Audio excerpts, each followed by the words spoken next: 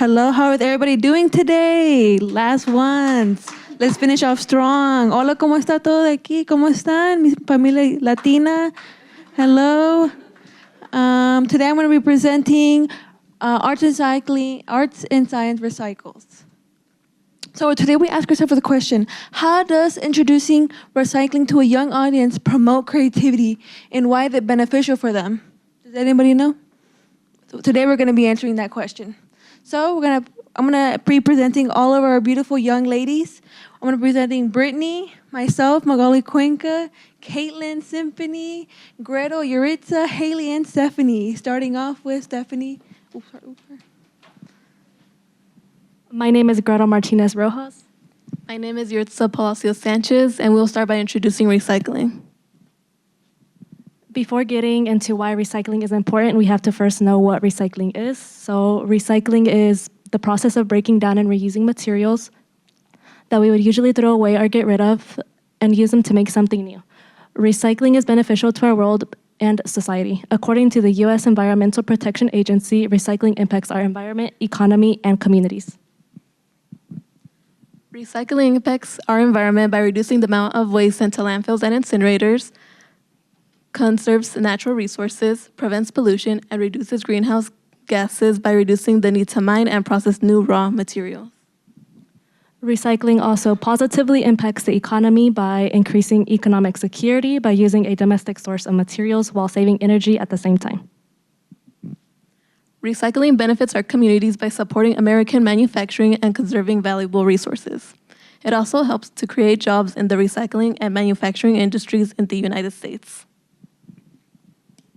Every year, many products of potential materials to be recycled goes to waste because of the improper recycling practices that goes on in our communities.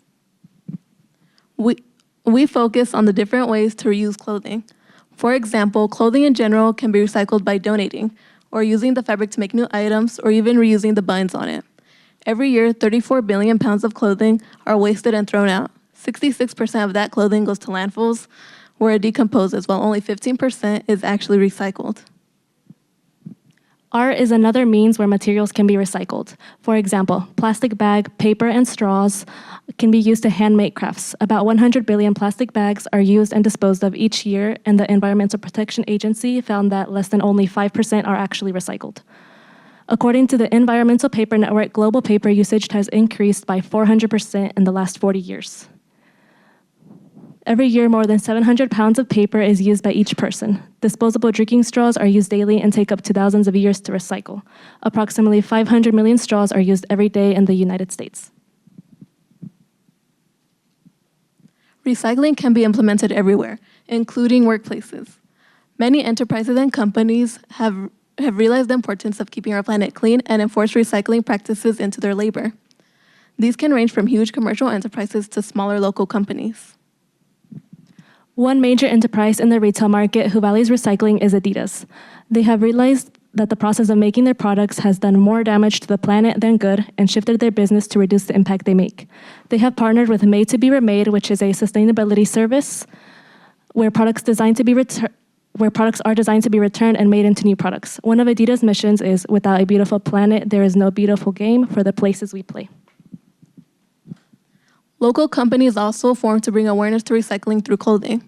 One example is TS Designs, a local t-shirt manufacturing company here in Burlington, North Carolina. TS Designs' purpose is to improve their impact to people and the planet. They focus on natural materials that are eco-friendly by using natural fibers, natural dyes, water-based inks, garment dyes, and use pre-consumer scraps to make their t-shirts. It's important that we realize that we can recycle more than just plastic. We can recycle everyday household items that we don't use anymore and stimulate creativity in the process. For our civic engagement project, we put together a clothing giveaway and a jewelry making station at the Dream Center, which is a local nonprofit organization that serves minority communities. In many households, clothes often get thrown out or stored away as we grow out of them. One way to recycle clothing is by donating it to those who need it. That way the clothing can be reused. As a group, we were able to collect many clothing that we will be distributing at a clothing giveaway this weekend. Clothing can be recycled in more ways than just donating it. Household items that we don't typically think of recycling are buttons from clothing. At the Dream Center, we ran a jewelry making station where kids were able to make their own jewelry from recycled buttons and beads. When implementing our action plan, we were able to see the creativity that comes from children with affordable and recyclable materials. This shows that even coming from low-income households, children can still benefit from recycling rather than buying new materials.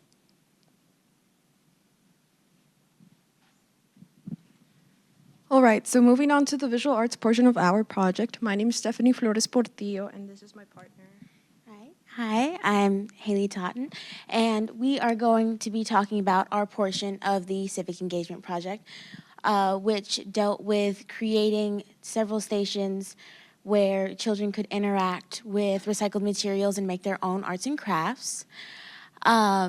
I think that it's a really important thing to teach children because there is a sense of creativity that is not always going to be accessed in the home, right? Especially now with artificial intelligence on the rise, it's really hard to tap into that.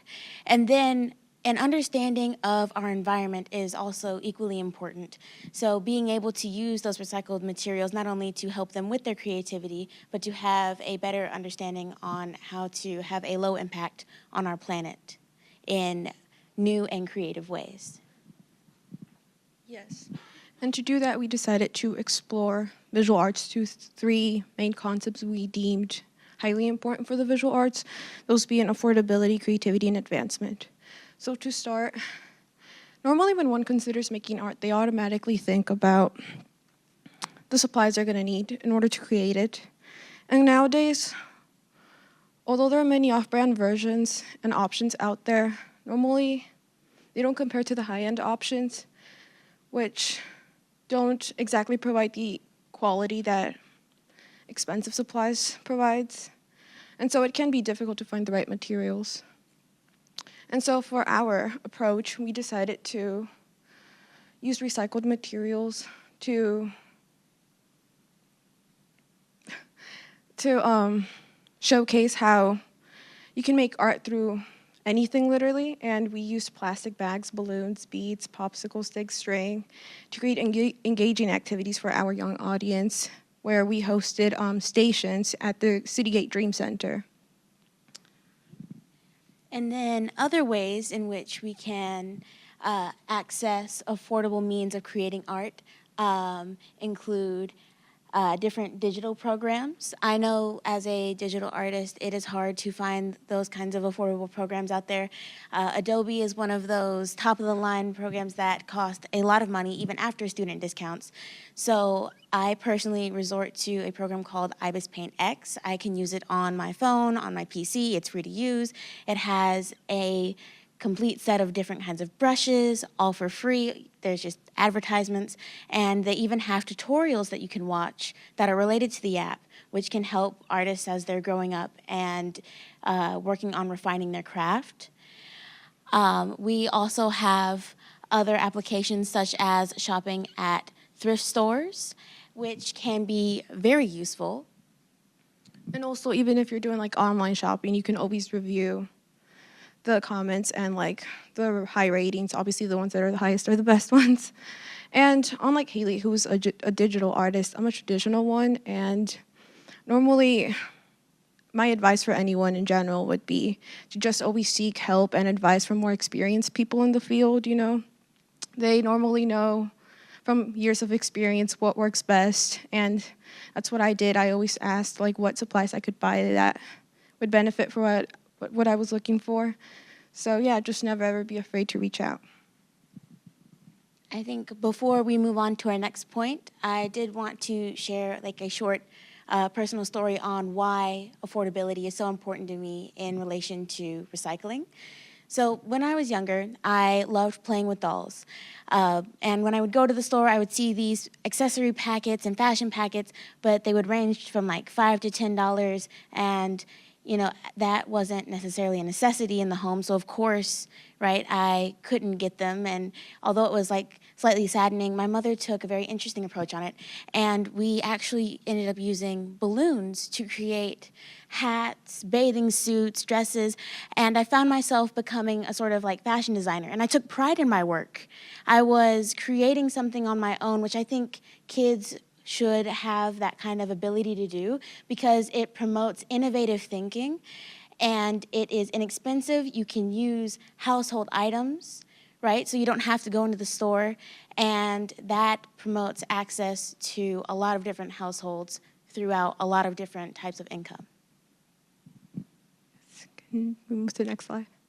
So for creativity, according to the Healing Power of Art and Artist Initiative, decades of research have provided more than a sufficient amount of data to prove that arts education impacts everything from overall academic achievement to social and emotional development, and so much more, ranging from fine motor skills to creativity and improved emotional balance. Quite simply, the arts are invaluable to our proper functioning individually and as a society. And now we're going to take a few moments to actually pass around the different pieces that we made at the Citygate Dream Center. So, right, if you could move to the next slide, please. For those of you who, as you're waiting to receive a demonstration, these are some of the things that we did. Stephanie worked making flowers out of construction paper, air dry clay, recycled straws, and pipe cleaners. And I made different animal figurines using plastic bags and pipe cleaners. And one major thing that I would like to highlight is I didn't use, neither of us used any kind of glue or tape. This was all something that could be made with like all different ages without having to use much more than the recycled materials that you see here. And then moving down here, I'm actually wearing the bracelet that I made. I take a lot of pride in this. It's a bracelet made from a plastic bag as well. And as we are passing those down, I'm going to give this to Stephanie to continue our points.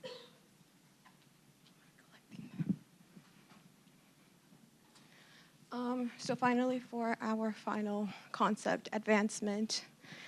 Many people believe that pursuing anything more advanced in art, like a hobby, is pretty unrealistic, as most of their conceptions of a professional artist wage is pretty much compared to that of like traditional starving artists, like for example Van Gogh, sorry, who only sold one painting in his lifetime. But there are plenty of well-paying art-related occupations out there that are very essential today, actually. And making art can also help open up pathways and opportunities in other aspects of life, proving to be a very useful skill overall.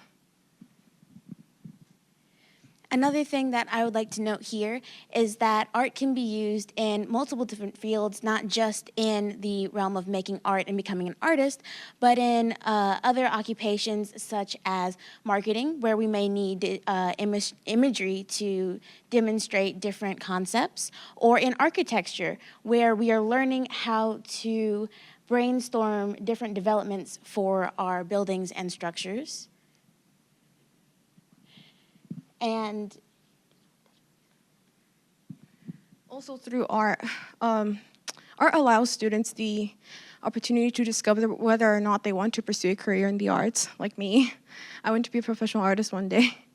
It also builds confidence in kids and their ability to create, of course, and it leads to innovative ways of creating.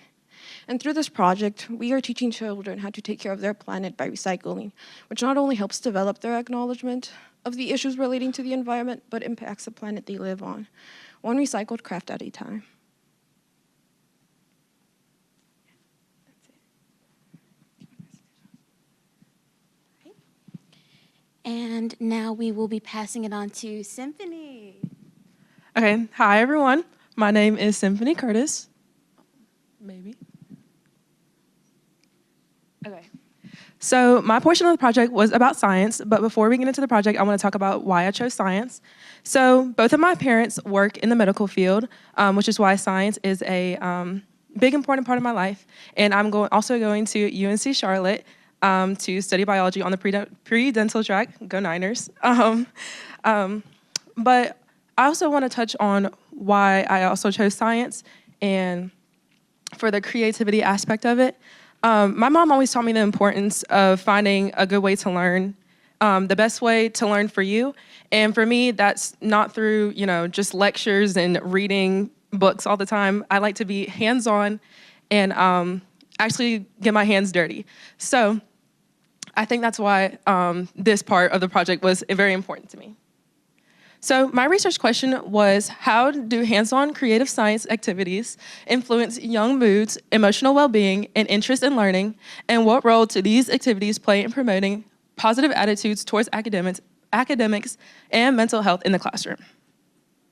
So here I just have some quick facts of the impact of creative science. Students in project-based science classes score 11% higher on standardized tests than their peers in traditional classes. Creative learning tasks improve long-term memory by up to 40% over passive methods. 81% of teachers report greater engagement from students when using hands-on or creative lessons. Positive classroom emotions like joy or curiosity are linked to higher motivation and better focus. Students report increased interest in science and less boredom after participating in fun, interactive science workshops. Rigid step-by-step lab instruction leads to lower understanding and less curiosity. Open-ended, inquiry-based science activities result in more creativity and student ownership of learning. And then my last point is students in informal science environments like museums or camps show greater recall and interest when science is social and hands-on.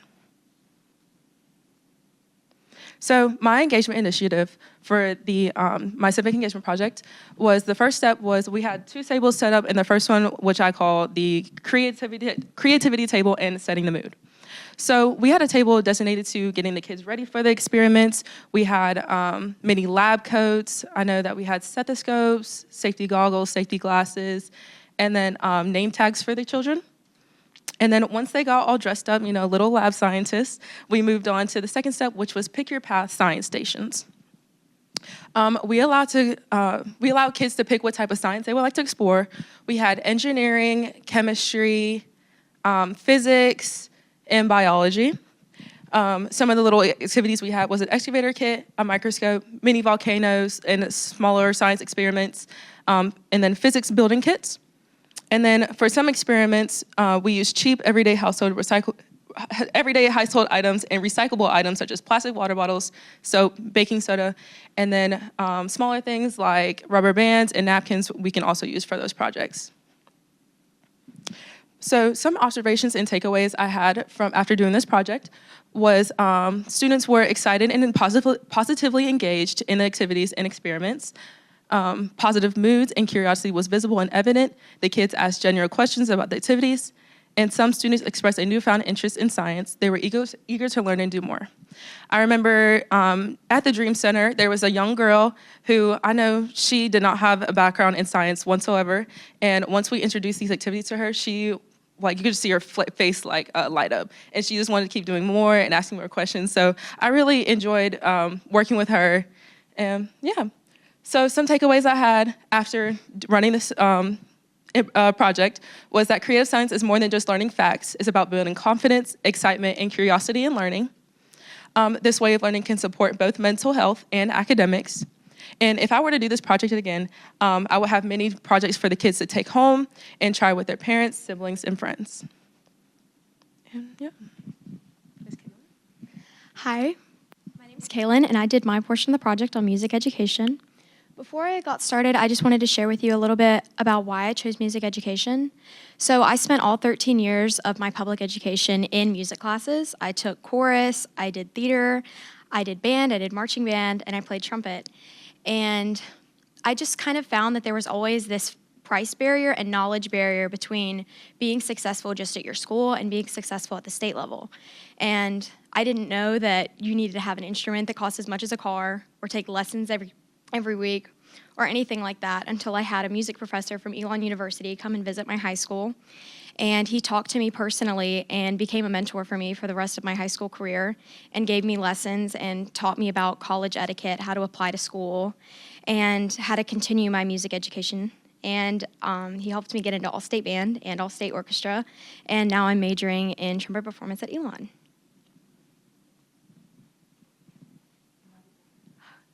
Okay, so my research question was, how does participating in music classes enrich the emotional development and academic performance of children? So from my personal experience and research of the literature, I found that there are a lot of more like non-tangible benefits, but they're still really valuable. So because of the amount of practice that music takes, it teaches students independence and accountability and work ethic and patience, because music isn't always easy, but you have to keep pushing. It also does a great job of teaching students how to express their emotions through music, how to gain confidence in their abilities and be creative with the music they perform, how to concentrate during performances and rehearsals, be culturally aware of other cultures through performance of other music, how to gain a community through friendship, and it also teaches more valuable skills such as listening, fine motor development, math skills, and reading comprehension. There is a lot of research on the quantitative evidence of the benefits of taking music, especially in children. And so some studies that I found is that music students tend to score 19% higher on English exams because of the comprehension speed that you have to read at. They also tend to score 33% higher on math exams than their peers because of the connections between music and math. They're 10% more likely to attend school regularly than their peers, often because they have a class to look forward to. They consistently score higher on language and spelling assessments as soon as 3rd grade. They have improved impulse control. They also have improved empathy and emotional reflection. And lastly, a study from MIT found that studying music was actually more beneficial from the brain than learning to code because of all the different interactions between different parts of the brain. You are thinking, you are using your ears, you're using your body, and there's so much going on at once that you strengthen and form new neural pathways, and that also makes your brain stronger and easier to develop. But later in life, it can also help prevent neurodegenerative diseases like Alzheimer's. So for my engagement initiative, I set up a table at the Dream Center. I made a poster that had information about music and public education at ABSS. There's school band, orchestra, and chorus programs.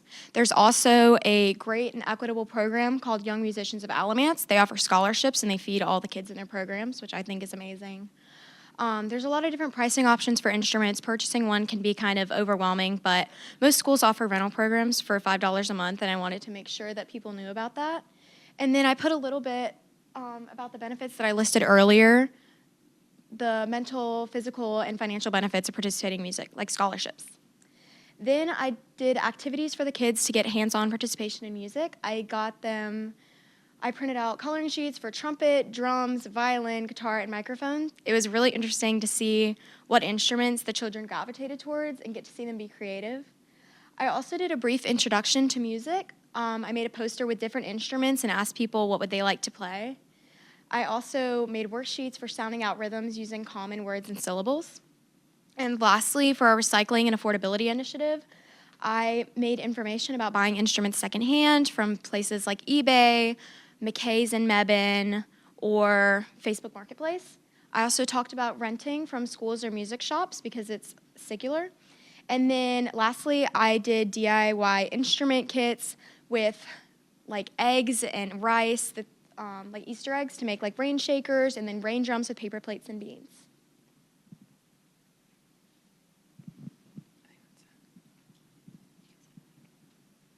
Environmental Science by Magali Cuenca Palomares and Brittany Mendoza. More about our research project. In our research, we explore how vegetables benefit us through science and recycles. We begin by highlighting the importance of plants, fruits, and vegetables and how they contribute to the environment and human health. They benefit us with oxygen, nutrition, and many more processes that support humans' life. As part of our research, we did a little hands-on activity with a couple of kids at the Dream Center.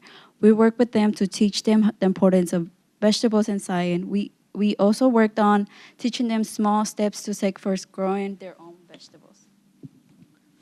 Why is this research important? We worked on this research because we know there has been moments where individuals have not been able to bring groceries home due to the high price raise, and especially the rising cost in fruits and vegetables, which are very important for growing children. So we decided to do this civic engagement project to help, children learn how to grow their own plants.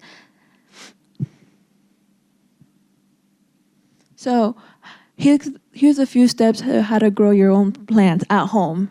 This is budget friendly. First, you grab a container or a cup. Second, you get any soil that is viable for your vegetable or fruit. Third step, you find whatever seeds. Sometimes just from the fruit itself, you eat the fruit at first, and then whatever seeds end up, you can just use it. You don't have to go to the store and buy a packet of seeds. But if you did, it still is very cost effective. And at last, you add water, and then you let the sun do the rest. You continuously add water to it. And I'm going to pass the mic to our wonderful Professor Dr. Young. May I emphasize, he has told us that he went 1 year without buying groceries, without buying fruits and vegetables. So, words of the wise. Sure. When I heard about this project, I was actually very interested because my wife and I have a small organic farm in Chatham County, and as Brittany just said, Magali just said, I guess 2 years ago we went an entire calendar year without purchasing vegetables because we grew it all during the growing season, and then we preserved what was our excess in freezing and canning, and then actually in bartering with other people who had produce we didn't have, bartering things like our duck eggs, because we also have ducks. And it's kind of a great picture of recycling and sustainability, because the basic resources that we're using are the ground we're walking on and the rain that falls from the sky and solar power. And then even within our farm, the ducks are eating bugs out of the garden, and then they are also fertilizing the garden. And then we harvest vegetables, and any portions of those we don't use go back into our compost. And when we pull weeds go back in the compost, and we, as much as possible, try and keep that energy on the farm and in the cycle of the farm. Thank you for those wise words. I'm going to be passing the phone to our beautiful Caitlin. Okay, so even though these topics seem really disconnected from each other, I just wanted to find a way that wrapped them up really well. So we're at Elon, which is a liberal arts institution, so you don't just go straight into your major. You learn about tons of different things. I'm not a science person. I have to take a science class next year. Not looking forward to it. But you also have to take history, English, math. You have to learn all the different disciplines. And what I really liked about our group is that we all had our own interests that were part of the College of Arts and Sciences here at Elon. So just as liberal arts institutions emphasize a well-rounded education, I think that it's really important that we find accessible ways for children to have a well-rounded education beyond the classroom. So I thought that by using recycling, and that's what we did with our project, students can find accessible ways to access different parts of the arts and sciences so that they can kind of get a head start on the diversity of a college education. Questions?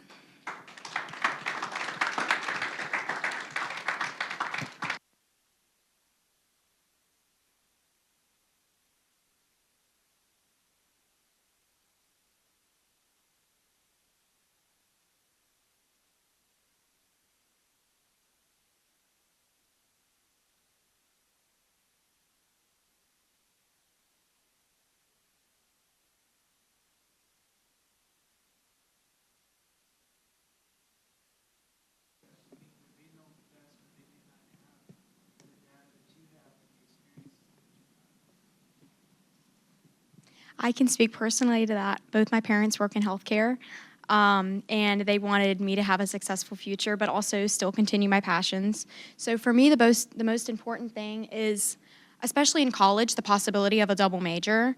I know that for me, I don't think I would have felt fulfilled in college had I not studied music. And so I think just communicating that double majors are possible. I know even at Chapel Hill, like if you're in the School of Nursing, they also have people that work in the music department and get to perform, which is a very intensive education. So I think just spreading the possibility about you can pursue this in high school, but it doesn't have to stop there. You can double major in college and not lose your passion while still securing the financial future that you want for yourself.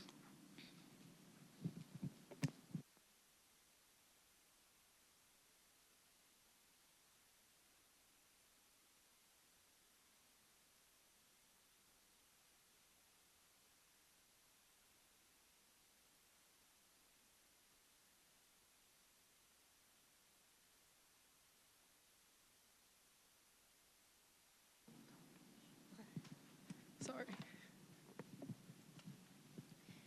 So the City Gate Dream Center is a local recreational center and daycare center for the youth within Alamance. So they kind of go there to do activities on the regular, and they actually like come in like different groups to do different programs. So we were just one of the many that has walked through their doors to introduce something to the kids that go there.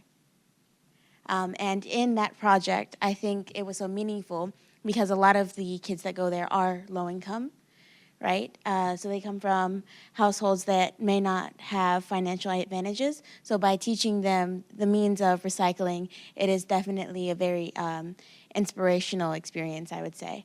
Especially because right now, the turnout that we had wasn't as much as we had planned or intended because there was a sort of issue regarding scares over immigration because there's a high demographic of Hispanic and Latin children that attend the Dream Center, but we still wanted to let them know that it was a safe space, a comfortable space to be able to love their planet and love each other.